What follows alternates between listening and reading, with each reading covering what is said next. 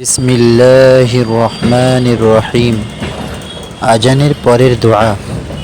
হযরত জাবির ইবনে আব্দুল্লাহ রাদিয়াল্লাহু তাআলা আনহু বলেন, রাসূলুল্লাহ সাল্লাল্লাহু আলাইহি ওয়াসাল্লাম বলেছেন, মুয়াজ্জিনের আজান শুনে যে ব্যক্তি এই দোয়াটি পড়বে তার জন্য কিয়ামতের দিন আমার শাফাত পাওনা হয়ে যাবে। সহিহ বুখারী, খণ্ড নম্বর 1, পৃষ্ঠা নম্বর 222, হাদিস নম্বর 589। দোয়াটি হলো এই: আল্লাহুম্মা রাব্ব হাযিহিদ দাওয়াতিত তাম্মাহ।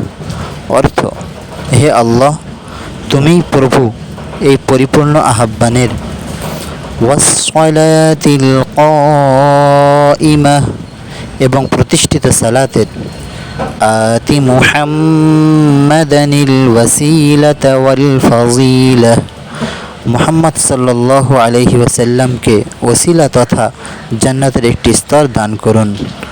ওয়াবআথহু মাকামান মাহমুদা, আর তাকে মাকামে মাহমুদ অর্থাৎ প্রশংসিত স্থানে পৌঁছে দিন।